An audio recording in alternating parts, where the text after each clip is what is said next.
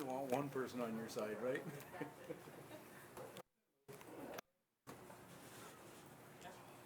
All right, guys, good evening. Welcome to Nikon Canada's head office for another Learn and Explore seminar. We're going to be talking about macro photography this evening, and I just wanted to take a moment to introduce our speaker for tonight.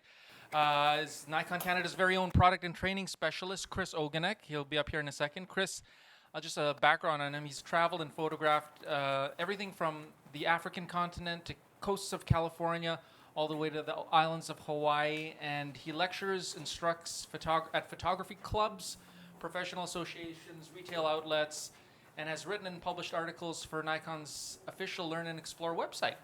So tonight he takes us on an exploration of all things macro photography related. So without further ado, here's Chris.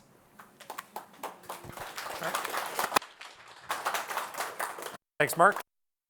So today we're going to kind of start off real basic and then do a little bit more. Get started. I want to get a feel. How are you guys in terms of macro knowledge? How many of you guys have a DSLR? Everybody, awesome. Okay. How many of you guys have an actual dedicated macro, a true macro lens? Okay. That's much higher than I expected. That's fantastic. So I'll start off with the real basic.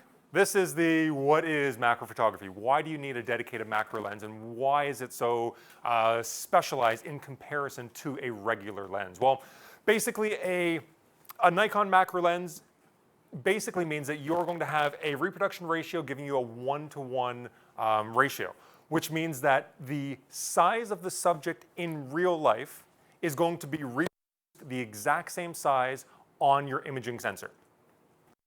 Okay, so just to kind of visualize that, if you had a sensor and you had a quarter on top of it, then if you had a normal kit lens, something like an 18-55, then you would have basically, I think, 1-to-3 ratio. So it's obviously not going to come anywhere close to a real life representation as to size of the quarter itself. But if you go and have an 85mm macro, for example, you're able to reproduce it much, much larger.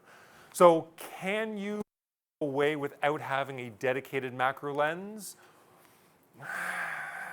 Yes and no. I will get into some things that you can do to kind of cheat your way into kind of stretching what your normal lenses are capable of. But to have the easiest time of it, whether it's having autofocus, having metering, not having to do everything fully manually, having a dedicated macro lens really does give you a much easier time, especially to get used to it. Once you kind of have all that knowledge in your brain and you're so used to it and you're looking to kind of tweak and to get a little bit more a different type of shot, then you can go and start doing the more manual route. You can go and do some of the techniques I'll show you later on. But to really start off, it is much, much easier to get into and to not get frustrated when you're dealing with a true macro lens. Okay, so we have currently 4 different macro lenses. We have 2 DX lenses and 2 full frame lenses. So 2 crop lenses and 2 full frame. A lot of the times when I get asked at a trade show, at a photo club, it's always, well, which one should I start with? Because they range from about 300 up to about 1,200. So that's a pretty decent chunk of change if you're going to the high end of it. So how do you make that decision which macro lens is right for you? Well, if we start off with our subject, let's say this little bee here, how do you decide which macro lens is best for you? Well, like I mentioned, we have the 4 of them, 40mm f2.8 DX, the full frame 60mm f2.8, 85 f3.5 VR, and the 105 f2.8 VR. Now, if we have our B, one of the biggest determining factors as to which macro lens would be best for the majority of people, it's what are you planning on shooting in the macro world. If you tell me all you're looking to do is shoot stamps, all you're looking to do is shoot something that is not going to be moving, and it doesn't matter the distance between you and the actual subject, then to be honest, it won't make a huge difference to you. But if you start dealing with creepy crawlies, bees, insects, spiders, scorpions, anything that you don't want to be very close to, the working distance becomes much, much more important at that point. So that's why for me, that's one of the first things I actually ask people is, what are you planning? What do you think you're going to start shooting if you get into macro? So the 40 has a working distance of 16 centimeters. The 60mm is 19 centimeters. The 85 is 28, and then the 105 is 31 centimeters. So you can see, depending on what it is you're shooting, you may want to be considerably further away from it by shooting with, let's say, the 105 comparatively with the 40. Even with the 40 outside at noon, with the sun directly above you, if you're shooting something, chances are your shadow is actually going to be in the frame because of where the light's actually coming down. And I'll talk about changing your lighting later on, but you can't always change the direction of where the light's coming from, and that can be a bit of a bother if you do have to be very, very close to your subject all the time. That being said, for around $299 mark-ish, roughly, yeah, so roughly $299 as a entry-level MSRP for the 40mm, that's a fantastic price, absolutely fantastic price. So if you're just kind of starting to dip your toe in the water in macro and you have a DX body, the 40mm is a fantastic place to start off with. The 60mm, obviously it still is rather close. One of the things that lens is known for is having a very flat field. So I kind of mentioned stamps earlier. I don't know if anybody actually shoots stamps. Jacob in the back loves shooting stamps as a hobby.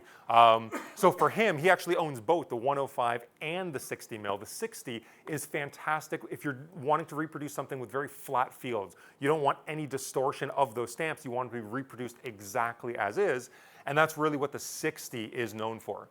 The 85 is, again, another DX lens, and it's our high-end DX lens. So if you know that you're going to stay in the DX world and you don't want to be spending the top dollar by going with the 105, the 85 is smaller, lighter, and cheaper while still giving you a really quite good working distance. For me, though, the 105 f2.8 is really where I would start and finish my look. It really, truly is. Not only does it give you the best working distance, I love the image quality that comes out of it. And for me, it's not just, well, how many people here only do one type of photography? Portraiture, or sports, or landscapes, or macro? Nah, nobody. Everybody wants to be as versatile as possible, and you want to kind of work that into the gear that you buy. The fantastic thing about the 105 is it's a much more versatile lens than the other macro lenses. The other macro lenses, when I think of them as macro lenses. You're buying it purely to do macro. You can kind of fudge it a little bit, but it's generally going to be used just as a macro lens. The 105 though, it's much, much more versatile. So right off the bat, it's 105 millimeters, which is a great portraiture focal length. You're gonna get very little distortion. You're gonna be able to compress that background really nicely. And you're gonna be able to get, with the f2.8, a very blurry background as well. So when you're thinking about where you should start, absolutely, if you're just putting your toe in the water, you have a DX body, that 40 mil is really tempting. But if you know that, let's say, you're going to be shooting a little portraiture, you don't have a dedicated portrait lens, or maybe you only have a 50 at this point, and you want something with a further focal length, you're able to get fantastic portraits out of the 105 while still being able to go and get your feet into the macro world as well. So it's not just about dollars, it's not just about size and weight. Really, for me, it comes down to the versatility. And if anybody here shoots weddings or knows anybody who shoots weddings, I guarantee that they have the 105 in their bag because it lets them do the detail shots. Then they can turn around and get some nice headshots of the bride and groom. It's just unbelievably versatile.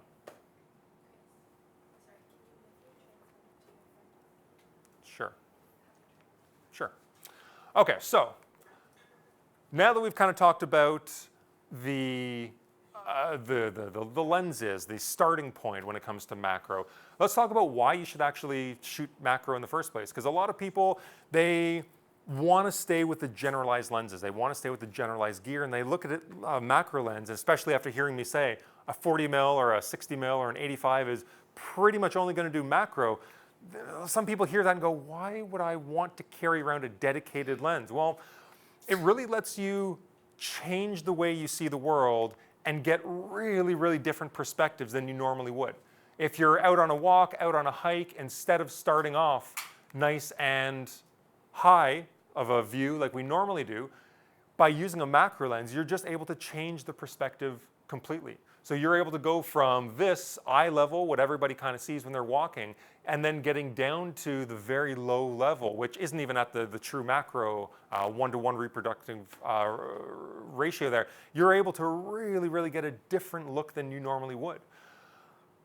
When people go traveling, how many people bring a macro lens with them?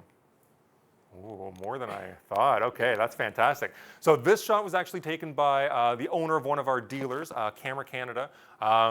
Anthony travels to places that just make me drool. And not only when you look at his shots is he patient in terms of the timing of day, waiting around for the perfect lighting, but he also goes the extra distance just in the gear that he brings. So bringing a macro lens to, and if anybody's tried to shoot ants like this, you know this is not a 20-second setup where you take the picture and you're all good to go.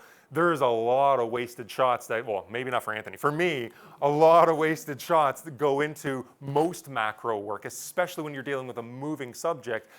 Very particular as to where it's moving in the plane, figuring out the depth of field.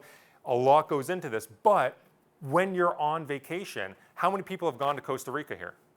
How many people have come back with this shot? Yeah, that's the thing. So you can go and do it on a trip, but you can also really change just the way that you normally see your house. You walk by your lawn every single day.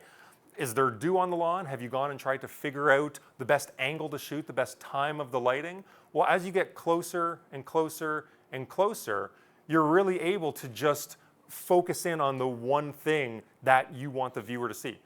You might look at the entire lawn every day and go, oh, God, this is the thing that I went and mowed for 3 hours. This is, I fertilized it. But when you really kind of get rid of all those small little annoying things, you can go and figure out, okay, so it rained last night. There's going to be some dew on the grass. If I go and wait till it's a little bit sunny, I have a little backlighting in there, and boom, you have a very, very different photo than you would normally attempt to take. So you're able to really change how you see things when you travel, when you're just out hiking, when you're out with the family, friends, but also just everyday normal events that you don't normally look at. Now, when you are shooting macro, it is a different ball game. There's different things that you should look for, and there's different things that you should look out for. You should almost kind of have to try and train your brain to think a little differently when you're shooting macro, because there's a lot in the frame because you're so close. So one of the things that you really should kind of look for is detail. Now, it doesn't have to be a lot of detail. It could be one single thing that you're looking at. But how many people in their yard see weeds? This is a normal, everyday weed. How many people get this close to the weed and try and see these individual filaments that make up that fuzziness on the weed? No, not usually. That never happens. But the amount of detail here, it's just really, really cool to get as close as you can. Not only details, but really look for textures. And textures, we'll come back to, really are affected by the lighting that you're actually dealing with when you're shooting. On top of textures, you can go and look for patterns and colors.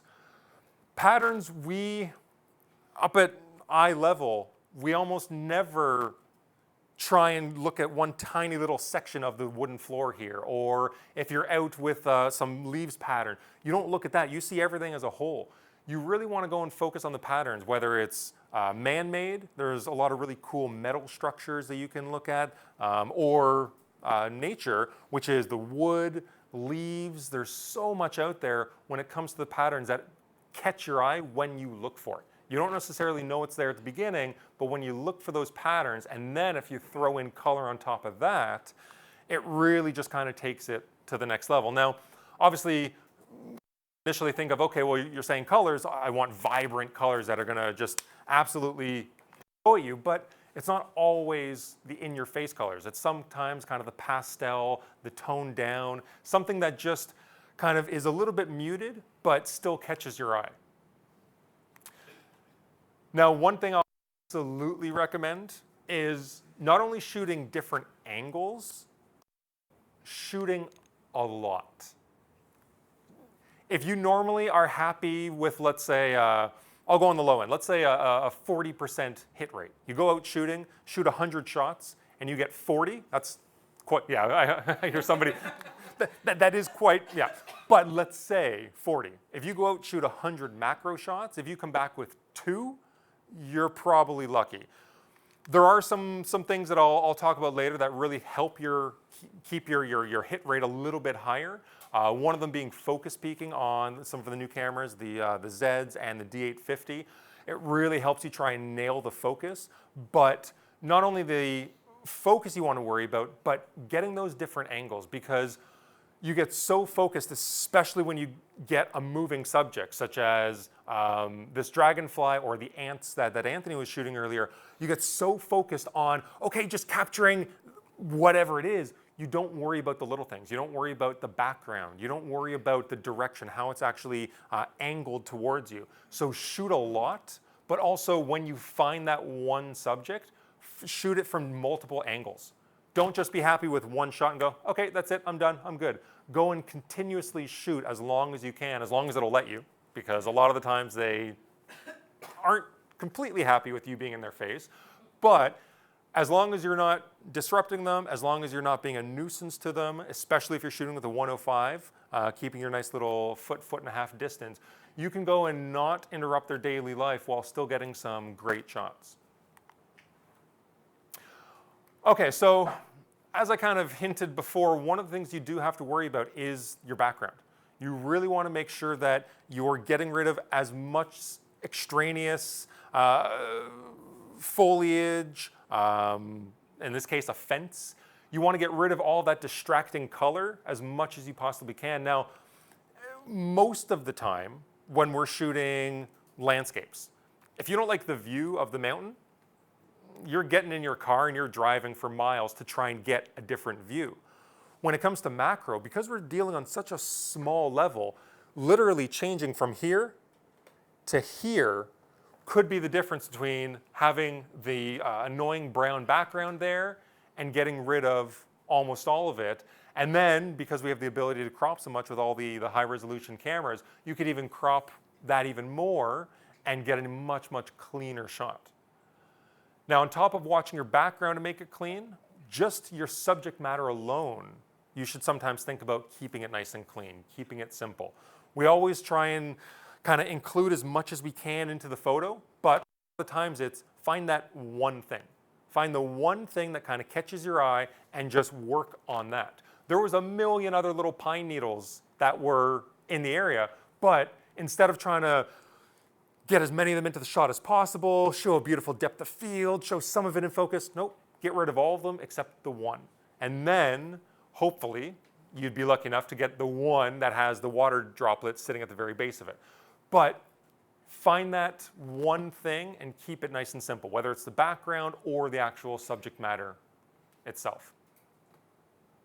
Okay, so let's talk a few minutes, not necessarily about the lenses, because that, but let's talk about the other things that we ideally would need for proper macro work. So obviously, number one is having some sort of ability, whether it's a macro lens, whether it's a extension tube, getting you closer to your subject. Okay, so we got that, we're good. Next, tripod. How many people, when they shoot macro, bring a tripod with them? I see some head shaking. So it's a double-edged sword taking a tripod with you, because it slows you down, it forces you to think a little bit more, it forces you to carry something heavy, to make sure that you haven't forgot it at home when you're out shooting. So there's a lot of downsides to actually bringing a tripod with you, but that whole shoot a lot mantra that I said, it helps with that. Because I'm able to, let's say this shot here. When we talk about depth of field and how shallow it is, when we start dealing with the macro world, I don't remember how many shots I'd like to lie and say that I nailed this in one shot. I probably did not. But I was shooting on a tripod. And because of that, instead of if I was hand holding it, I probably would have gotten 1, 2, 3, 4, 5, 6, 7, 8, 9, 10, all within a span of a couple seconds, just to try and make sure that those tiny little minute motions that I'm doing, I'm just shooting as fast as I can, hoping I get one of them in focus. By me bringing my tripod along with me, I'm able to, I was shooting with the Z, so I had focus peaking on. I was able to see an exact highlight around my subject that was perfectly in focus, and I got my 10, 15, 20 shots down to about 2 or 3 that I was happy with. And then from there, I was able to basically be really precise and say, okay, well, do I want the front of that the water drop to be in focus? Do I want the actual stock itself to be in focus? And I was able to focus a little bit more on the actual subject matter itself rather than the things that I was screwing up, which is hoping that I don't breathe, hoping that I'm not moving too much and that the camera's focusing fast enough. I'm able to take all of that out of the equation and just let the tripod do the work. It is a bit of a pain, but if you want to help get your keeper rate up, that would probably be the number one thing that I would recommend using is a tripod, and just because it helps slow you down. It really, really does. Not always a good thing to slow yourself down in shooting, but with macro, if you are just trying to get into it and not get frustrated, a tripod is kind of a good thing to do. I could talk for an hour just about what tripod to pick, but that's a different, we'll get the Gitzo rep in here someday to tell you about them. And that's me in my kitchen doing some example shots for this. Circular polarizer. How many people, when they shoot macro, bring a polarizing filter with them? Oh, in my head, I was like, I got him. No one's going to raise their hand for this one. So this, for me, is one of the most underrated things when you're shooting macro. Everybody thinks about it as, okay, I'm going to go shoot landscapes. I want that bright blue sky to pop. I want the reflections on the water to be taken out. I want the green foliage to really pop green. Wait a second, we're shooting a lot of foliage, guys. That's exactly what the polarizing filter is for. So if we shot this scene here, just a regular little leaf, this is without the polarizer turned on. So this is it just allowing the light through as normal. This is it turned on about 2/3. And then this is it fully polarized, not allowing any of the light through. And you can see it is a noticeable difference without the polarizer as with it. Now, I will say that There are some downsides to shooting with a polarizer. A, it's going to slow you down even more. Another one is, you can all see that it's, if anybody hasn't played with a polarizer before, it's a darkened filter. So decreasing the amount of light that's actually entering the sensor, which you have to account for. If you are using a tripod, then you don't have to worry about shutter speeds quite as much, but generally you will have to use a faster ISO or stop or open up your aperture a little bit more, which obviously you don't usually want to do. So usually, if you're going to be using a polarizer, be prepared to use a slightly higher ISO just to compensate for the fact that you're decreasing the amount of light that's actually entering the lens and contacting the sensor. Water bottle. People know where I'm going with this. It isn't always raining. There isn't always dew on the grass. You're sometimes not able to go and have perfect conditions. Sometimes you have to fake it. Not necessarily for award-winning photos. I don't want to say go and do that. But for your own portfolio, when you want to play around with it, when you want to go and play around and figure out the best way to shoot a water droplet, you can't always wait for it to rain.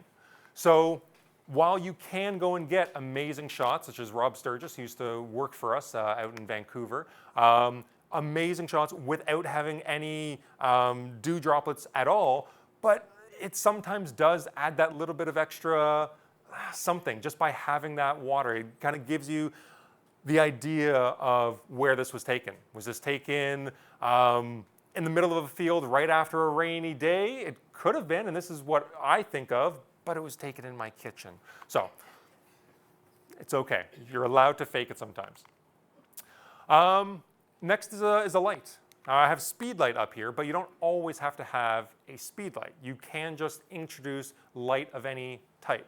I have an LED Lumahawk light over here. I'll be talking a little bit more about that later on when we kind of go back to textures and how you're playing around with it.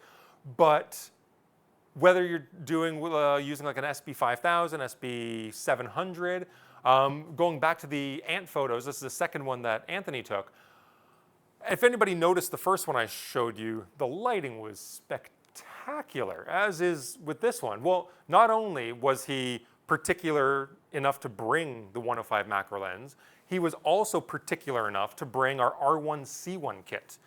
If no one knows what the R1C1 kit is, this is our close-up macro flash kit. So the R1C1 comes with the commander unit, the SU800. You pop that on the actual camera itself, and this will then talk to, using our optical CLS system, it'll talk to any slaves, any remote system flashes, such as an SB5000, or the R1C1 kit comes with, Mark? Ooh, I thought I would catch them out. So the SBR200s, you can actually go and attach these using, as you can see here, to the actual ring itself. So you can fit as many as you want. You can get, Mark, how many have you? About 8? Is that what's, I think you can fit 8. I think there's 8. So you can go and buy extras and actually fit 8 in the ring. But what Anthony actually did, he used 3 of them and he spread them out, giving different qualities of light, making sure that it was backlit nicely, making sure the foreground was lit. So he spent a lot of time with these photos, and to me it shows. Now, the fantastic thing is you can't actually, if I didn't tell you that there was an R1C1 kit with 3 SBR200s and all, you would just go, wow, he found that perfect sliver of light right on the log, beautiful backlighting, this is amazing. So doing it naturally and creatively is a fantastic way to get amazing photos, and he absolutely nailed it with the shot.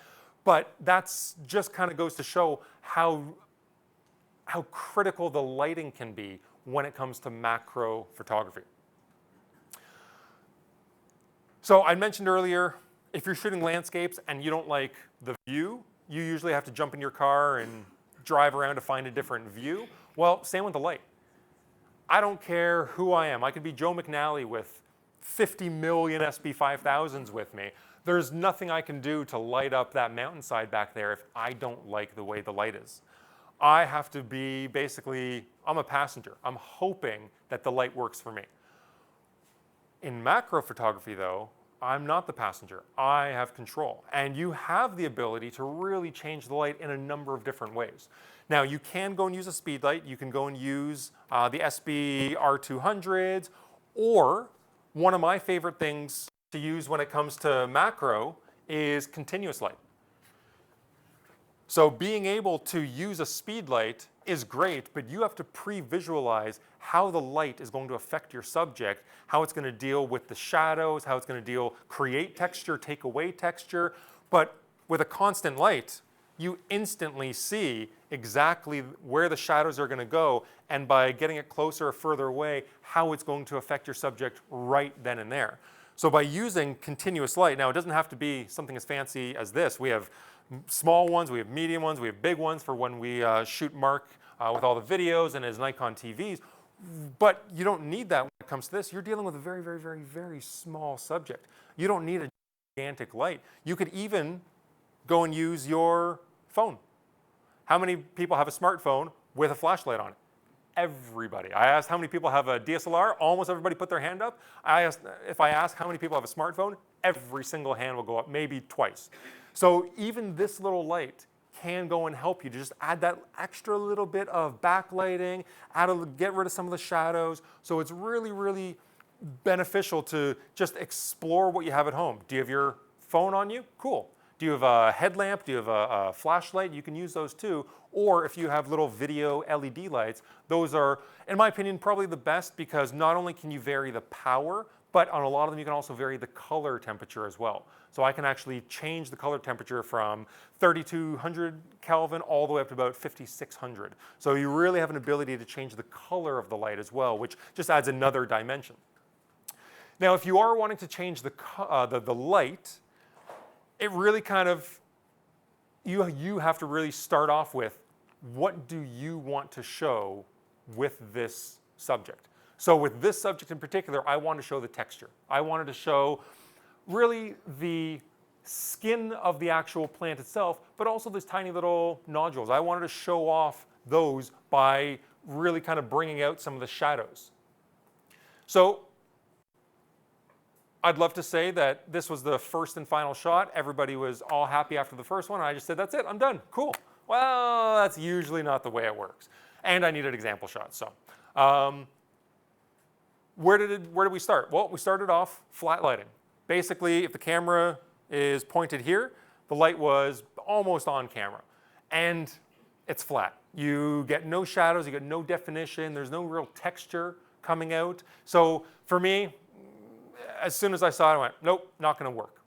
So let's try and bring out that texture. Let's go and get the light, instead of being on axis with the actual lens, let's get it up top.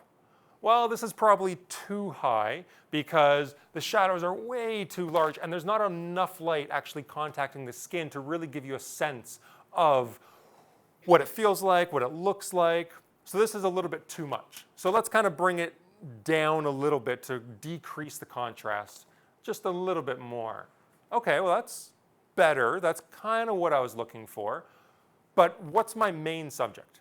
Where do I want the viewer to look? Right in the middle, right? That's what's in focus. So this is what I want my main focus of the viewer to jump to right away. Where are most people looking at when you first see this photo? This side over here. A, it's out of focus, which I don't look at it for that reason, but it's also too bright. So there was a little bit too much spill coming from the main light, the little LED, onto this particular leaf. Okay, well, no problem. We can get rid of that. By feathering it away, just literally moving the light a little bit away, I'm still gaining a little bit of that texture because of the contrast and the shadows, but I've now completely taken this out of the equation. Now, personally, I like the first shot that I showed you best, where it kind of was a nice even exposure, but this is a really good example of the way you can bring out the texture just by varying the light, all within a few degrees of where you started off. You can also really go and change the mood of the photo as well by varying the light that you start off with. So this is one of those little plants with a little thorn on the edge of it. And the reason I'm explaining that to you is because this first photo doesn't do a really good job of it. There's almost, it bleeds into the background a little bit too much. For me, it's just not quite there. So let's decrease the amount of light. Let's literally just dial down the amount of light. Let's move the light away.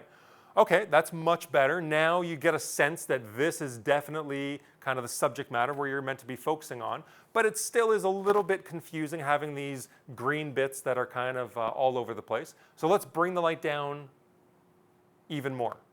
And this isn't being done in editing at all. This is all being done purely with the light being moved around. And if I want to make it even a little bit more moody, go and dial that light down even a little bit more. So being able to affect the light with the texture that you'll see, the mood of the photo, it is very, very powerful to be able to do that all with a single handheld light. You don't need fancy speed light. You don't need the R1C1 kit with multiple remote units, commanders. You don't need it. All you need is one simple little handheld light. And in some cases, you don't even need that. Whenever we're out shooting landscapes, how many times do you guys think, you know what, the best time of day, I'm gonna go out and shoot at noon. That's gonna give me beautiful light. No, never. You always want to go for the golden hour. You want to go either just after the sun's come up or just about when it's about to go down. So dusk and dawn type of scenarios where you get that really kind of harsh diagonal type of light. Well, that works fantastically for macro as well. This is a leaf just basically pointing straight up. And all I did was, it was about 8:30-ish, 8:45. Sun was coming right down the street. I just got down behind it and used the sun to backlight the leaf for me. That's it. No lights were used with the exception of the sun. And one of the fun things about backlighting natural objects such as leaves, flowers, is you get really cool patterns that just appear out of nowhere. They were hidden. You look at a leaf all day, you'd never know it was there. Backlight it, and suddenly you see all these different structures. And not only structures, but I didn't even see that little guy in the top right corner when I was shooting it. I got in, I was editing, I'm like, man, that's a funny looking, hey, I didn't even see him. So not only are you getting the amazing patterns from the actual leaf itself, but sometimes you get little hidden surprises from guys who are just hanging on and just trying to not be noticed by you as you're playing around with their home. Okay, so far I've talked about some of the reasons to shoot macro, some of the things to think about when you're doing it. Now I'm going to talk about some of the, well, one big pitfall that you have to keep in the back of your brain when you're shooting macro, and that is depth of field and what affects depth of field. Now, there's four main things that affect your depth of field. The first two, to be honest with you, I'm just going to skip over them because they do have an effect, but for macro work, not quite so much. So sensor size does have an effect, and focal length does have an effect. I don't want you guys going, wait a second, no, it does have an effect, but it's minimal. The third one, and the one that we really think of most when we think of depth of field, when we're talking portraiture, landscapes, we're talking about changing your aperture. So if you want either a very thin depth of field, you're going to shoot a very wide open aperture at 1.8, or you want to go and shoot a landscape, large depth of field, stop down to f/16, and there is a very noticeable difference at normal distances between you and your subject. But the fourth thing that affects the field is probably the most important when it comes to macro work, and that's the distance of you to your subject. When we're talking about landscapes, when we're talking about portraiture, it does have an effect, but it's not amplified the way it is when you start getting closer and closer and closer. I just showed you that photo there of the woman, f1.8, and she was pretty much in focus, but you could see the details on her. If I showed you this, using that same principle, you'd go, okay, well, that's a very, very small depth of field. That's tiny. You're probably shooting wide open. If your favorite lens, as you've talked about it all night, is a 105, you're probably shooting that at 2.8. That was shot at f10. So the closer you get, even if you stop down your lens, you're still going to have a, I'll say, annoyingly small depth of field. And that's not something that we normally talk about. We don't normally talk about our depth of field being too shallow. I don't think I've anybody ever heard anybody when they're using the 200 f2, Mark's favorite lens. I've never heard anybody say, oh, the 200 f2 creates too shallow of a depth of field. I don't want to use this lens. No, that's why you're using it. But when it comes to macro, it does create certain problems you have to be aware of.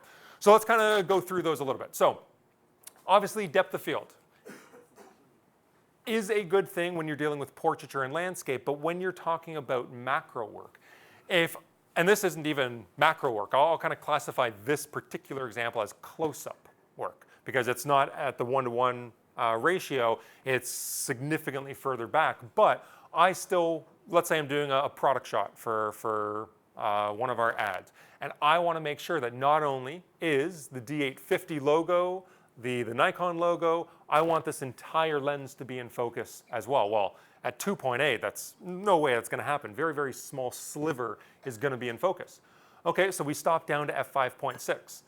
Now, f5.6 is fantastic for sharpness. We all know that once you stop down 2-3 times, f5.6 to f8, that's usually the optimal sharpness of a lens. So what is in focus is tack sharp. That's fantastic. But I still have huge amounts of the photo that are not going to be good enough. Okay, so let's keep going. Let's stop down to f9. All right, well, it's still not there, nowhere near. Let's just skip all the other apertures. Let's go right to the end. Let's go f36. It's close, but if we zoom in, it's still not there. If I was being critical, if I was told by my boss to go and do this ad and make sure that everything's in focus, do you think my boss would be happy with that? I would get smacked. So what do you have to do? Well, there is a couple things, but before I get there, I also want to kind of point something else out. I'm going to toggle back and forth between f5.6, which as I said was the optimal sharpness level, and f36. What I want you to do is I want you to look at the logo here, the D850, and hopefully you'll be able to see it with the projector. So f36, 5.6.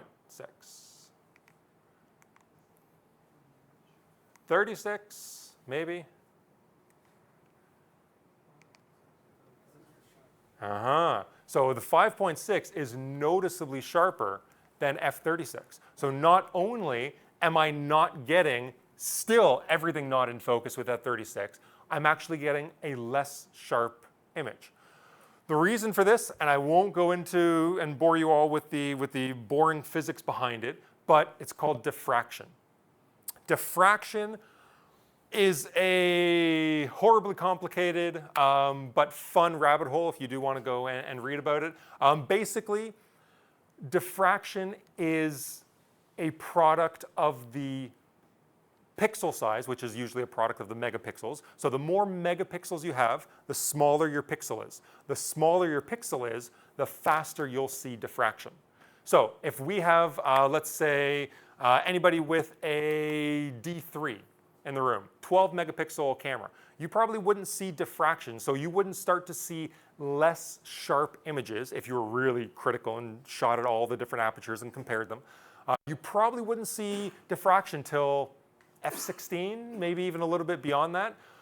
But if you go and grab, let's say, D5, or let's say a Z6, 24 megapixels, you'll probably start to see it f11, maybe f13, bump all the way up to a D850 or a Z7 at 45 megapixels. The pixels are really, really small at this point. You're probably going to start seeing diffraction at f8, f9-ish. So this is something, now I'm being really critical. When I say it, like, I'll shoot at f8 all day and be totally happy. By f9, f10, you probably would definitely start to see it if you were really critical. So always shooting completely stopped down just to give you the most amount of depth of field isn't always the best option for a number of reasons. One of them being you're going to hit the diffraction limit of the sensor. So what do? Well, one option, and I'm being really critical. When I say it, like, I'll shoot at f8 all day and be totally happy. By f9, f10, you probably would definitely start to see it if you were really critical. So always shooting completely stopped down just to give you the most amount of depth of field isn't always the best option for a number of reasons. One of them being you're going to hit the diffraction limit of the sensor. So what do? is focus stacking. Focus stacking, it's a technique that allows you to shoot multiple images at the optimum aperture of your lens. So let's say 5.6, f8, whatever you find to be an amazingly sharp aperture. Taking multiple shots and very precisely shifting the focus of the actual image. So when you finish, you might have, instead of an image of an almost in focus camera, or in this case, one photo of a one of the little prickles is going to be in focus, you're going to have 50 shots that have a very small, thin slice of perfectly in focus plant that you can go and use third-party software to combine them together. And by you layering them together, you can go from those individual shots to that. Now, going back to this example, so I showed you the 2.8, the 5.6, the f9, the f36 example. Well, this is 50 shots at 5.6 focus stacked together. And you can see right from the edge, from the very front here, all the way to the very back of the actual body, everything is perfectly in focus because I took those slivers and using there's software out there, whether it's Photoshop, whether it's Helicon, that's a very, very good one. It enables the software to very intelligently figure out what's in focus and what isn't, and essentially just mask everything out that is not in focus and layer it all really, really precisely so that you get one perfectly in focus image. Now, having said how amazing it is, how many people have tried focus stacking, wanted to rip their hair out, and said, never again, So, focus stacking can be incredibly powerful, really fun to do, or really frustrating. Sometimes all of them at once. Now, one of the kind of cool things about some of our newer cameras, so the D850, the Z6, and the 7, they all three, have a new feature, focus shift shooting. This focus shift shooting feature allows you to essentially automate the process. So previously, if anybody who had tried focus stacking with an older camera, or even just with a camera that doesn't have this feature, you're doing it one of a couple ways. You're either letting a computer program, Helicon is one of them, that has an automated feature that allows it to run it, and it will change the focus for you, or you're manually doing it. Now, Mark has told me about somebody who he shoots snowflakes. He shoots focus stacked snowflakes manually without a tripod. Nope, no thank you. He can have that. That is well beyond me. I like my tripod and I like my automation, thank you very much. So the automation of focus shift shooting really takes a lot of the frustration out of the focus stacking technique. So when you go into focus shift shooting, I'll kind of run through it real quickly. You can tell it the number of shots that you want it to take. You can take up to 300. You can tell it the focus step width. This is how much it's actually going to change the focus. Because, and I'll talk about it a little bit more later on, but you don't use focus stacking just for macro work. You can use it for landscapes as well. So you sometimes don't always need a very tiny little sliver of your focus being changed. You're sometimes okay with much larger slivers. So you're able to change that from narrow to wide. You're able to have the first frame lock the exposure on that first frame. You're able to have a new feature on the Z's. So this is a peaking stack image. Now this only works with our new Z lenses. So for right now, it's more of a landscape feature, but I'll mention it just because I think it's really cool. By you turning this on, once you've looked at the image, so this is, let me show that again. So this is you looking at the images. So let's say you have 23 shots. So you just went and shot a sequence. You've turned it on. Now you hit the, where's the camera? You hit the I button on the back of the camera, and that will bring up this menu. And you hit Display Peaking Stack Image, and that will show you a black and white version, a preview of exactly what is in focus. Now, again, it works for the Z lenses, and it is a little bit hidden. If you don't follow those, hit the I menu, have it turned on, go down to the bottom. A lot of people think this is made and you have it as a JPEG that you can go and look at afterwards. No, it's actually combined in camera just to show you as a preview. So this is basically an in-camera only feature that if you want to go and look afterwards on your computer, you cannot do it. It's basically something to help you figure out when you're shooting right then and there if you did nail your focus stack. Then you can turn on the full electronic shutter by turning on silent photography. And then you have this starting storage folder, which I absolutely will tell you with no uncertain terms, you must turn new folder on. Because let's say you do 5 focus stacks of 100 images each. Going back afterwards to figure out where one starts and one ends isn't always the easiest thing to do. It's a little bit frustrating. So by you turning on new folder, that essentially means every single time you start a new focus shift shooting, it's going to create a brand new folder, and those 100 shots are put in the new folder. Do another one, new folder, 100 shots, new folder, 100 shots, new folder, 100 shots. So organizational wise, absolutely turn on new folder. And if you don't, it's not my fault, I warned you. So then, once you're done that, you hit start, and it goes. Now, I did skip a step. You absolutely need a tripod when you're doing macro work. Absolutely need a tripod, and you need to have the camera pre-focused before you go into the menu. Pre-focus on the closest thing that you want in focus. So essentially, you're giving the camera a starting point. Give the camera the starting point, and then you go through and you filter all the different options you have in there. You hit start, it'll use that starting point, and it will keep shooting either until it hits the limit of number of shots you told it to take, so let's say 100, or until it hits infinity. So if it hits infinity on the lens, it'll automatically stop itself. So it's not going to continuously go all the way to 300 if you've told it to, if it doesn't need to. All right, so let me give you a couple tips when it comes to focus stacking.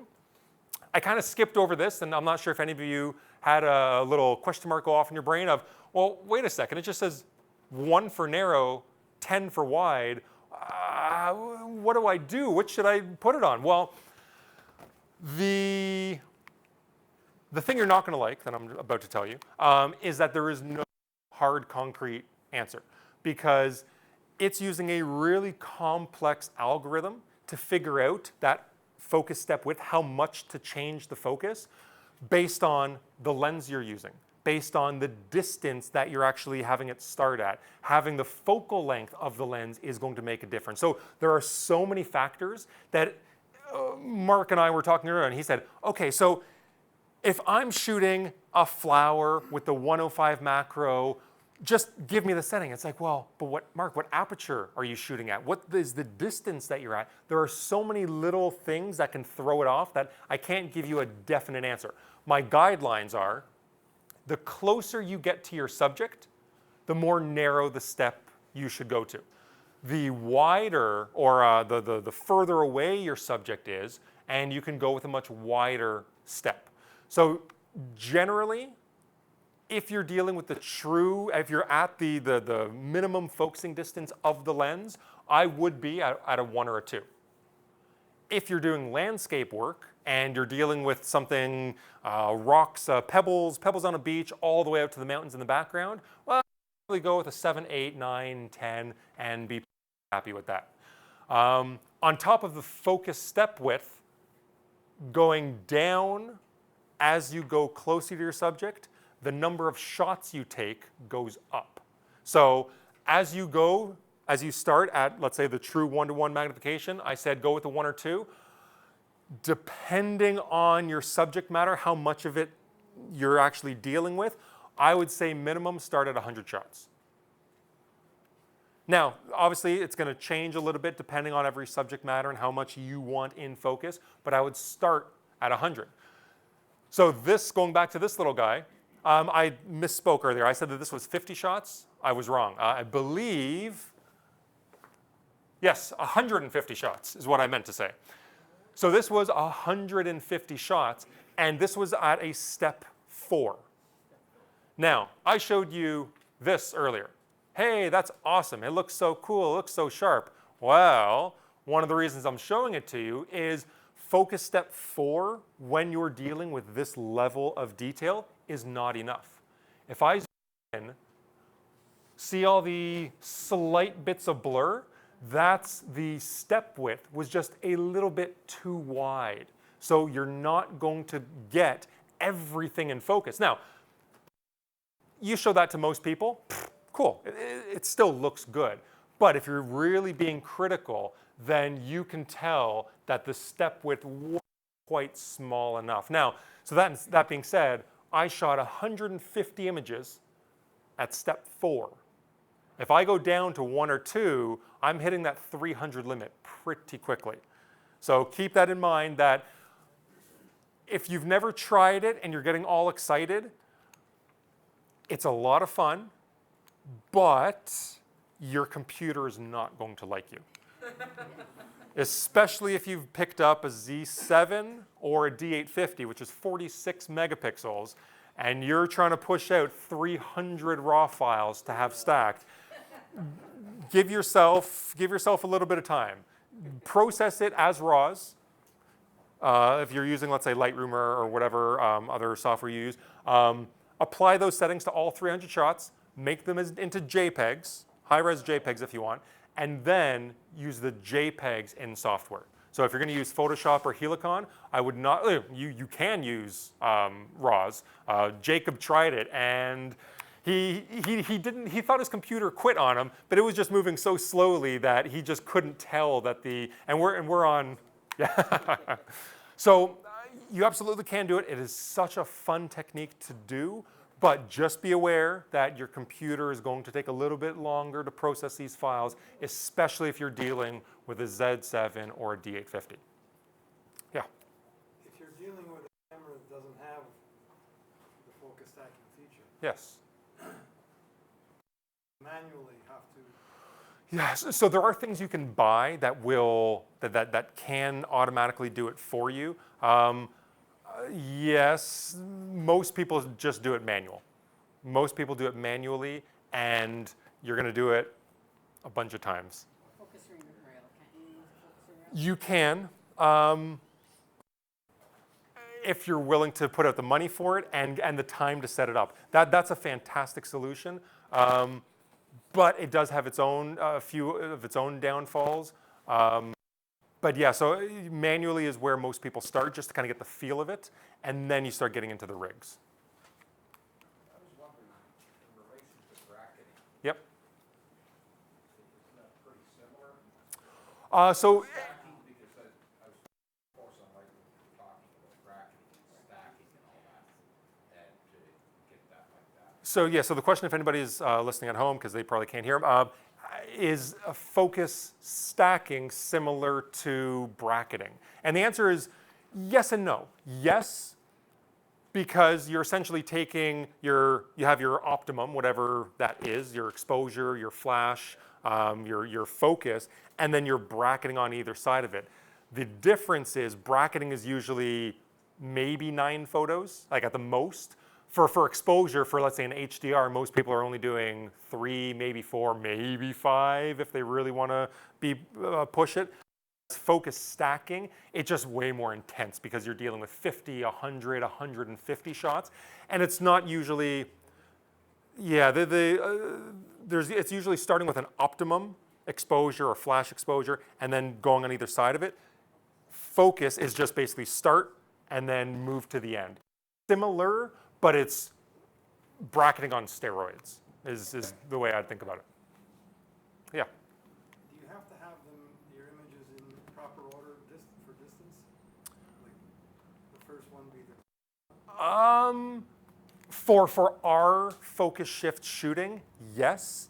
If you're just going to go and do it manually or another way and then throw it into Photoshop, no. I've only done it recently with our focus shift shooting, but I can't imagine, because the programs are incredibly hard, and they essentially just look at all the different layers and figure it out. So I would say you don't have to start with one and go to the other. It's good to go. All right. One last tiny little thing before I think Mark's going to kick me off in a few minutes. You can also do it for landscapes as well. So this was a shot of 23, I think. Yeah, I think 23 shots. The very wide angle, 14 mil, and then compressing them all afterwards gets you that. Now that was actually done without a tripod. I would not recommend it.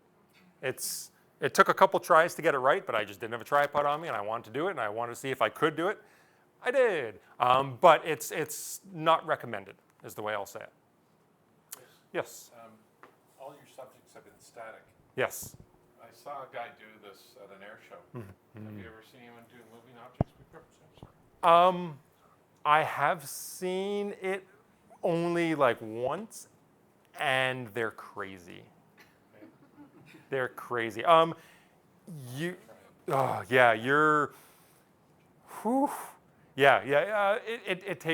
a totally different ball game, and you have to have I've seen it, I've had somebody tell me they were doing it, and I just kind of went, okay, cool. I'm gonna go over here, do my pedestrian regular photography. So it is doable, but you gotta be on your game. One last little tip before I go into the last section.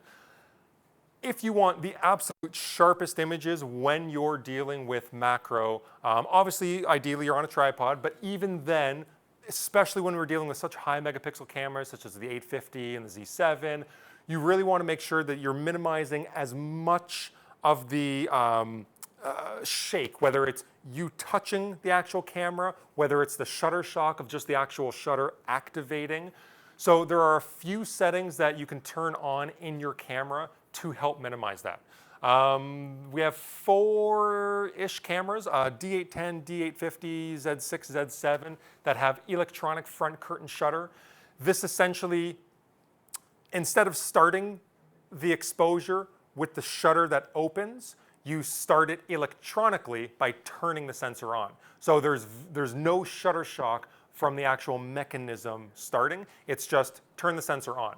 So this, if anybody has a Z, we actually, with the version 2 firmware, they had there's a small little hidden gem in there. You always had the ability to turn on front curtain electric shutter, but now we have an auto feature. So by turning on auto, it'll automatically switch to use this at slow shutter speeds and use the full mechanical shutter at fast shutter speeds. So this for me is the best option. And then for shutter shock, and then for the other options of, let's say, you touching it, or slight vibrations of the tripod if you're around it, mirror up and exposure delay mode. Exposure delay mode is found in, I want to say, pretty much D5000 series and up. And then mirror up mode is, I want to say, D7000 series and up, but I could be totally wrong about that. But both of these essentially help minimize the shock. With mirror up mode, you press the shutter once, the mirror flips up in a DSLR, obviously. And then you push the shutter again, or you push your remote again, and then the actual exposure will start. And then exposure delay mode, just you push the button, and you've told it, give me a 2-second delay before you actually take it. So it helps you kind of back away and make sure that you're not introducing any blur.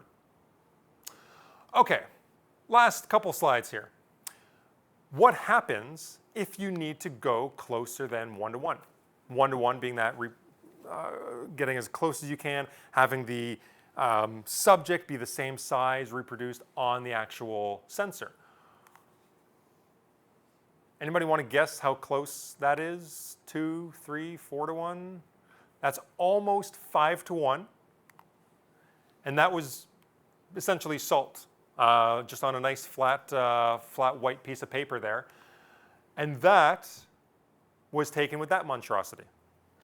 So this is one of the options for if you want to get even closer than 1:1. Now obviously you can go and use extension tube. There's some downsides to those. You can go and use bellows. There's some downside to those. You can just use a reverse. A lot of people will take a 50 mil, reverse it.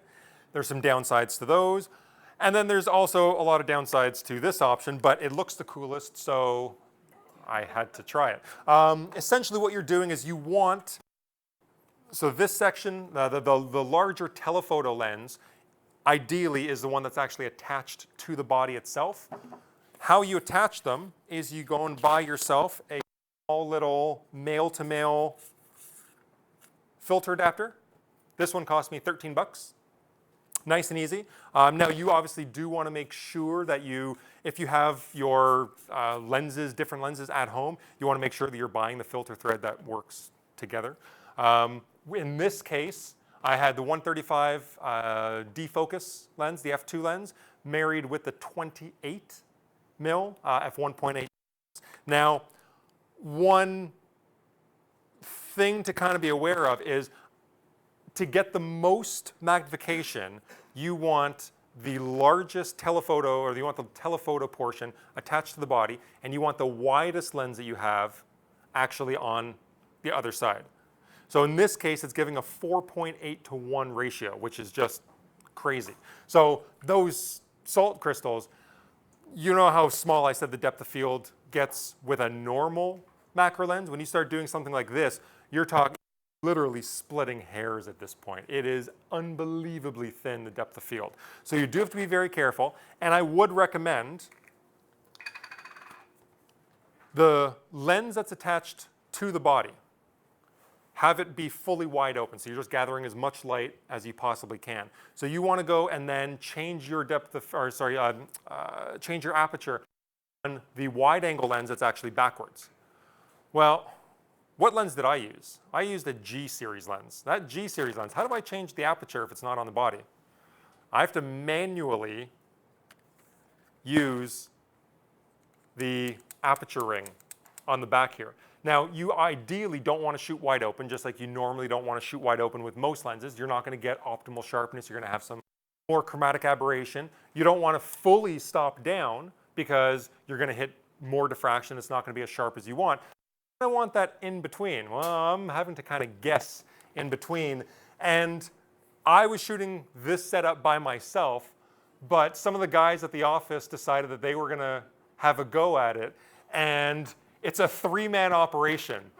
One, Mark is moving Mo forward and backward while he's manually playing with the aperture ring on the back. And then we have Thaddeus, who's actually taking the photo because Mark's two hands are already taken up. So it's a bit of a monstrosity. It's a little bit tough to actually deal with, but it's actually a lot of fun when you see the results. It is not going to be as good image quality as, let's say, a dedicated 105 macro.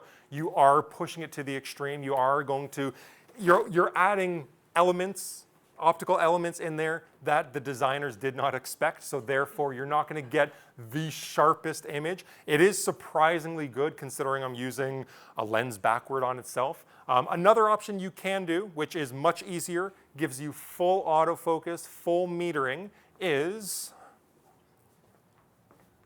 a teleconverter. Now, another reason the 105 is so versatile is it's one of the few lenses that we have that aren't in the kind of pro 70 to 200, 200 to 400 level that take teleconverters. Because if you go and buy, let's say, a $400 70 to 300, a lot of people don't realize that our teleconverters don't work on it. Well, the teleconverter works on the 105 macro. So you're able, now keep in mind that you're going to lose light. So you're going from f2.8, you're going to lose 2 stops with the 2x tele, but you will be able to get closer. So this is kind of a fun little trick to throw on there, and you're not having to lose your autofocus, lose your metering, do everything manually, get 3 coworkers to go and help you take the shot. It's really just a nice, easy way to get the quality without having to worry about all the hardship that goes along with it.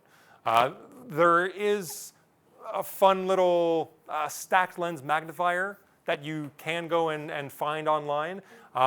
If you do try this with the backwards lens, it's fantastic because you punch in the lens that's attached to the body, the focal length of the lens that's reversed, calculate, and it'll give you the stacked ratio of what that particular focal length will provide. I hear quiet. Either I've completely scared you guys, or you're totally content and Waiting for more information. you're waiting for more information. Well, unfortunately, what time is it? We're at 8:10. So I'm. Yeah, we wait for the picture. It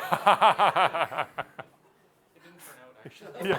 Well, So difficult. all they saw was you're so Veins. close. They were looking at the eye instead of the eyelashes. I was actually going to grab Kendall and redo it to get the eyelashes, but they were going at the eye, and where they were with a big giant window, they were getting so much of a reflection. All they were seeing was the photographer taking the picture. It was really weird. Yeah. But it's a fun little thing to try. But I think Mark is already here to take some questions. Yeah, I'll take some questions. We have a couple of inbox questions here. Thaddeus asks, which macro lenses have I think it's called a limiter switch, if we remember which macro lenses. I think it's only the 105. The 105, and I think the 40 as well. Oh, the Yeah, 40 does as well. well. Okay, cool. I can cheat and just walk over here and look, and it does. Aha, yes. The 40 and the 105 do, yeah. A limiter switch, okay. Neil asks, will the R1C1 kit work with any of the micro lenses from Nikon, the R1C1 kit? The R1C1 kit will work with all of the macro lenses. Yeah, I think there's adapter rings in there. For all the Absolutely, yeah. different, So when you lenses. buy the kit, where is it? You get this fancy little case. In the case, you get all sorts of different adapters. So you get adapters for 62 mil, for 72 mil, for 77 mil, and then you attach this to the lens, you attach this piece to the actual adapter, and now it's locked on, and then you can go nuts. If you want to attach the flashes here in an array, if you want to put 2 of them on, if you want to buy more, you can go with whatever your little heart desires. And it comes with little diffusers as well. Do we have any more, Mark? Yeah, we just have one more here from Shazmin, and she asks, what is the best macro lens to also use for portraits or self-portraits? So she must have tuned in after I talked about it, Right. but that's the 105 2.8. Okay. Now, self-portraits, I'm hoping she has really long arms because that might be that might be tough. I might be the only one. Selfie stick. Yeah, well, yeah, she'll need 2 or 3 selfie sticks. But yeah, so the 105 would probably be my best in terms of versatility between the portraiture and macro. And I think that's what the first question was about too. They were asking about the limiter switch. So that's ideally for if you're using it for regular photography, then Yes. the portraits. Yeah. Okay. So if anybody isn't sure why we would have a limiter, if your camera doesn't lock in focus instantly, what it will sometimes do is it'll go from infinity all the way to the front and then back to try and find where that subject is in the middle. Well, with a macro lens, it has a really, really wide throw of focus. And you don't necessarily, if you're just doing normal portraiture, landscapes, whatever, you don't want the lens to go the entire focus route. You want it to go just through the normal focusing range. Throw on the limiter, and you don't have to worry about it. Okay. Is there anyone that has any questions in the room right now? Oh. Yeah, we have a couple back here, so I'll just hand you the microphone. 1 second. Does the 850 also have a electronic shutter? Does the 850 also have? Like electronic shutter or equivalent to electronic shutter? Yes, yes. It has the full electronic shutter when you're in live view mode, and it also has the electronic first curtain shutter. Now, those are 2 different things. The full electronic shutter starts and ends the exposure all electronically, so it turns the sensor on and turns the sensor off. There are some downsides to shooting that when you are in, let's say, a room where you have light that has a frequency change. You can actually see some banding. This is with all cameras that are using the full electronic shutter. You will see some banding, and you'll sometimes see what's called like a jello effect. If you're panning, your straight lines won't be straight anymore because of the sensor readout, or because of the data being read out by the sensor at different rows. So it does have full electronic. It also has the electronic first curtain. The first curtain is what I recommend to use pretty much all the time because it's so good, and the D850 does have it, but you have to be in live view. Chris, I have 3 of the macro lenses, but I have the 200. Oh yes. And you're not making that anymore. Or, I really wish they'd bring a. I know. I 200 out. don't believe we are, Mark. No. We just ended that. Yes. So yeah, the 200 is 'Cause discontinued. it won't work on the Z or Well, it will work, Well, but manual. it'll be full manual focus. Yeah. So it's a little bit less than ideal for some situations. But yeah, that focal length was really nice for some applications. But unfortunately, we don't have anything else that we are currently making. Do we have any other questions? Okay, so I want to say, guys, thank you very, very much for coming out on a Tuesday night with us, for hearing me talk about all the fun and kind of interesting things that it comes to macro photography. I hope you learned something. We do have a number of other Nikon Learn and Explore seminars here at our office, so make sure you check the schedule. You can go and sign up. The next one is in September. Next one's in September. It's going to be pet photography. It's going to be myself and Kendall going through everything from your normal, just taking pictures of your own pets, to doing it more on the corporate side, to portraiture, you name it. We're going to kind of cover everything. So that'll be in September sometime. Make sure you check our Facebook for us. And for everybody who was watching Facebook Live, thank you very much. I think it's kind of fun that we get to do this. And hope you guys make it home beautiful on this beautiful night, all nice and safe.